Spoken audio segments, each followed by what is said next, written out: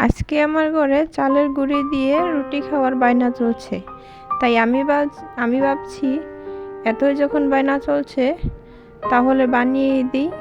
আসসালামু আলাইকুম বন্ধুরা, আপনারা সবাই কেমন আছেন? আশা করি আল্লাহ তাআলার অশেষ রহমতে আপনারা সবাই ভালো আছেন।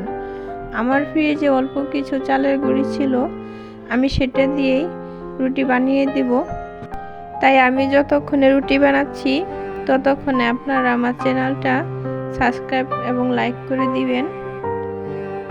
আমরা যতই আটার ময়দার রুটি খাই না কেন, চালের গুঁড়ির রুটি কিন্তু অসাধারণ। আর তার সাথে যদি হয় মাংসের তরকারি, তাহলে তো একদম জমে যায়। আমি মাংসের তরকারিটা আগেই রান্না করে রেখেছিলাম। আমরা ছোটবেলায় বেশিরভাগ চালের রুটি আর গমের রুটি খেয়েছি। এখন তো আধুনিক যুগ, তাই আটা ময়দার রুটি বেশি খাওয়া হয়। চালের গুঁড়ির রুটি আমরা খুব কমই খেয়ে থাকি, আর গমের রুটি তো আজকাল দেখাই যায় না। তো আমাদের রুটিগুলো বানানো হয়ে গেছে, এখন খাওয়ার পালা।